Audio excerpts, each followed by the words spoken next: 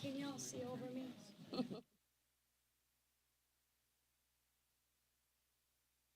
I am honored to be here today with my fellow House Republican colleagues. Today's historic Supreme Court decision is a victory for the sanctity of life. It will save countless innocent children. House Republicans are incredibly grateful for the pro-life movement's tireless efforts for decades, leading to this day to give a voice to the voiceless and protect our most vulnerable, unborn babies. As a new mom, I know there is nothing more extraordinary than the miracle of life. Hearing Sam's heartbeat for the first time, I'm gonna cry, was the greatest blessing and gift for our family. And I stand unified with my Republican colleagues in protecting and promoting the right to life. I'm proud to introduce a pro-life leader and our ranking member of Energy and Commerce, Kathy McMorris-Rogers.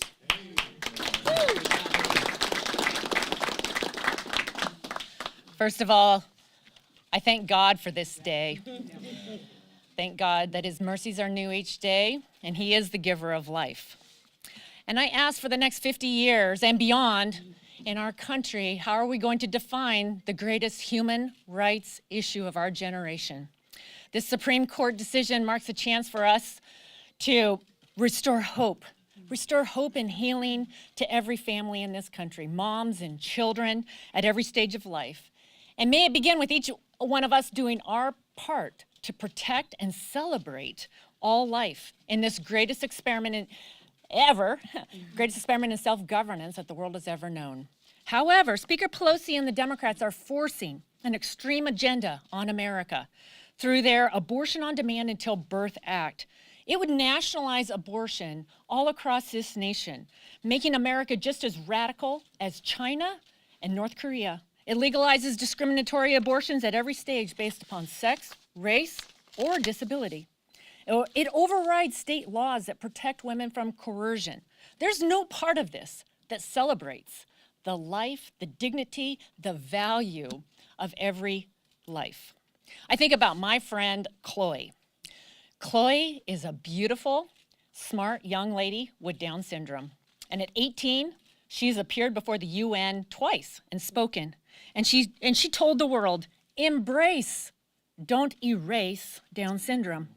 She's helped pass laws at the state level that would make sure that parents, when they receive that prenatal diagnosis of having a baby with Down syndrome, that they would actually get accurate information as to the potential of that life. Democrats want to eliminate laws like Chloe's. We must stand together and say, enough. The court affirmed today that every life is worth living. My hope, my prayer is that America will reclaim our identity as a nation whose God-given rights are life, liberty, and the pursuit of happiness Amen. For all. And I'm pleased to introduce a gentleman who's made it his life's mission to protect life and reclaim life in America, Chris Smith, gentleman from New Jersey. Oh, there you are. Good. Thank you so much. Today, ladies and gentlemen, is a brand new opportunity to defend the weakest and most vulnerable from the violence of abortion. And that includes the baby and the mother, the co-victim of every abortion.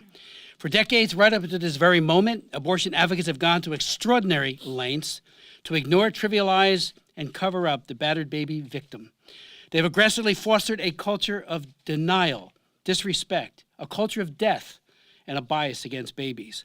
You know, back in 1973, the Supreme Court, in an infamous decision called Roe versus Wade, which you all know about, said we need not resolve the difficult question of when human life begins. They sidestepped it and then legalized abortion throughout pregnancy. Justice Byron White at the time called that an exercise in raw judicial power. The Alito majority opinion issued today, just a couple of hours ago, at long last recognizes the need for elected representatives at the local and federal level to take the action about abortion. Hopefully it'll be on the side of protection, but as Kathy McMorris-Rogers said a moment ago, there is a bill pending right now that is an existential threat to the lives and dignity of unborn children. It would allow abortion right till birth and would eviscerate every single modest pro-life policy from from women's right to know laws to parental notification statutes throughout the entire country. It passed the House last September.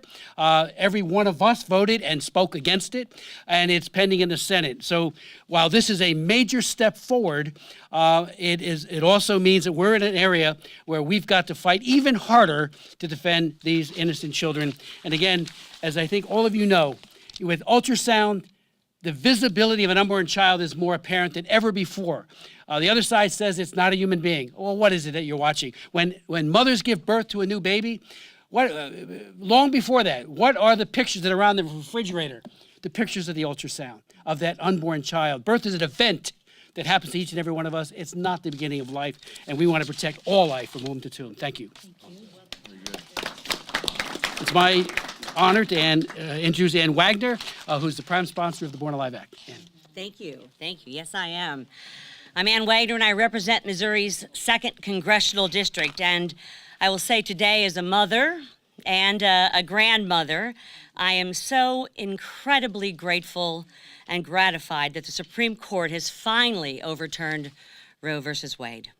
This is an historic moment for families, for mothers, and for the precious unborn children who cannot protect themselves. Today, we do give voice to the voiceless. I have always been clear that every child deserves a chance to live. I will always stand for life. And I am hopeful that the state legislatures across the country will take action and swiftly pass protections for our vulnerable babies. The Democrats' radical pro-abortion agenda has been forced on Americans for far too long, nearly 50 years. Democrats, as has been stated in the U.S. House and Senate, support abortion on demand up to the moment of birth and even the minute after, at taxpayers' expense. That position is simply unconscionable and incompatible with the views of most Americans. This decision is a victory for the pro-life movement and for the generations of Americans who never gave up hope. People like my mother-in-law, Loretta Wagner, who started this in 1973, founded Missouri Right to Life, a pregnancy center called Our Lady's Inn, the March for Life on the state capitol, helped write the Hyde Amendment with Henry Hyde. It is generations of Americans who are so happy that that they never gave up hope. That's what I would say, that the Supreme Court would do what is right and return this issue to the states. It will save countless innocent lives. We are entering a new era of freedom for the unborn, and I am proud to have always been on the side of my pro-life brothers and sisters who stand here with me today and all across America. We always knew we would realize true freedom for all Americans. I thank you, and it is my pleasure and my honor to introduce a pro-life advocate, gentlelady from Minnesota, Michelle Fischbach.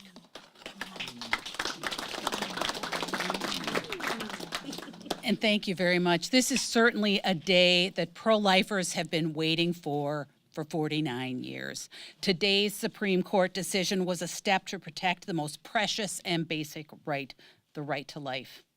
Roe versus Wade was unconstitutional. The pro-life community has always known this. Every innocent life is precious, from conception until natural death. But for nearly 5 decades, abortion has remained one of the biggest tragedies of our nation. Roe put judges in charge of abortion policy, imposing laws legislated by unelected judges that left Americans with no voice. Now, the American people will be able to decide the issue of abortion through their elected officials. This is what democracy looks like. Elected leaders accountable to the people they represent, that propose and pass laws that people support. The Constitution gives the people this job, and the people are ready to protect life. Thank you very much, and it is my honor to introduce Representative Julia Letlow. Thank you. Great job. I want to begin today by recognizing the historic significance of this one moment in time. Today's ruling is an answer to prayers and a shining beacon of hope for the American people. We are here because of nearly 5 decades, our strong pro-life advocates never wavered in their commitment for life. This journey has had many, many ups and downs, but they never gave up. Their faith and perseverance has been our movement's guiding light. We are here today because of them. This is their day, their victory, one I never thought I would see in my lifetime, and our country owes them a tremendous debt of gratitude. When we talk about what we have fought for, it is this simple truth: every soul is precious and deserves life.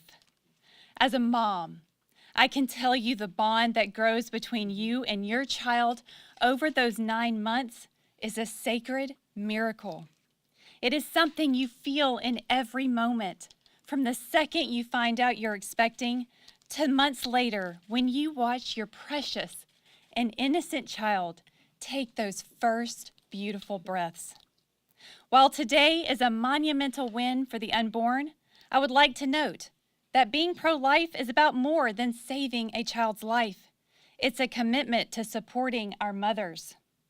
As policymakers, we must work together to bring forward legislation that helps families build nurturing home environments where children thrive and build healthy and happy lives. In today's ruling, the Supreme Court made the right decision by moving this debate to where it belongs, in the hands of the people's representatives. And while we know that much work lies ahead, let us take this moment and honor this history that we are witnessing in our own moment in time. Years from now, we will tell our children and grandchildren about the day when the United States finally and firmly stood for life. Thank you, and I yield to my new member, Representative Mayra Flores from Texas. Hallelujah. I woke up this morning praying for this, and I never thought that it would happen. This was a big win, not only for South Texas, because we are pro-life, somos pro vida, but it's also a big win for our country. If we want to see real change in bringing crime down, we need to raise a generation to respect life in the womb. Esta victoria es para nuestra comunidad hispana. Y si tanto orgullo tenemos de nuestra gente, debemos de defender la vida. Si tanto orgullo tenemos de nuestra cultura, de nuestros valores, de nuestras raíces, debemos de defender nuestra gente. Porque la vida no tiene precio. Thank you so much. And now, Whip Steve Scalise, que siempre ha defendido la vida también. Es un orgullo para mí presentarlo, porque necesitamos más personas como él, que entiende el valor no solamente de nuestra comunidad aquí en este país, pero que defiende la vida de nuestra comunidad hispana, que para mí es muy valiosa. Siempre tendré orgullo de donde soy, de quién soy, de mi familia. Gracias, Steve Scalise, por siempre defender la vida de nuestra comunidad. Thank you for always defending the life of the unborn.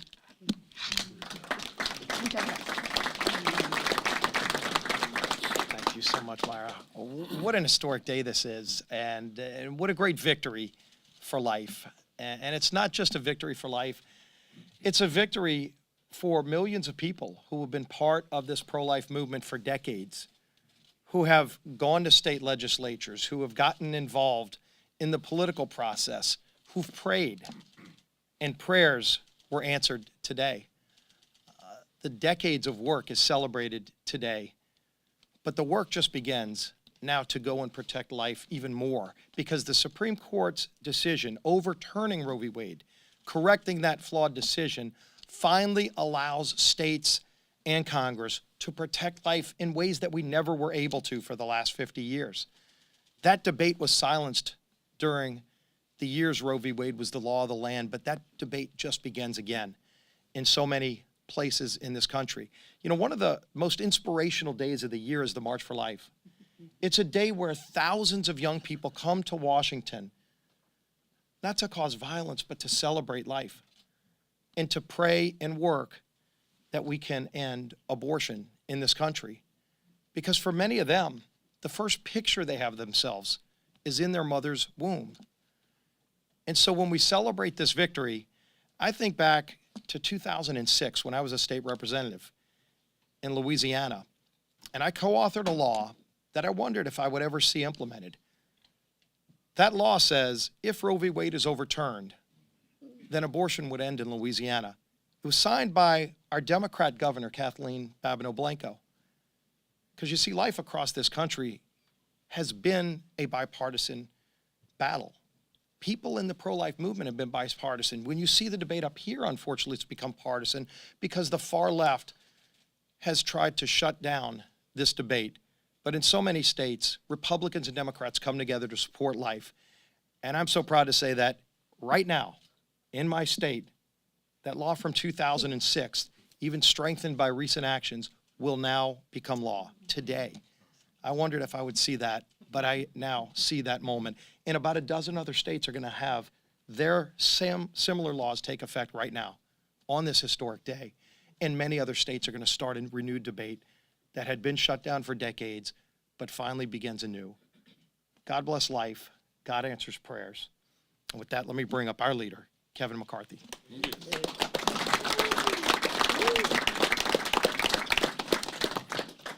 Only a few of us are speaking today, but I hope you acknowledge everyone who's standing behind us.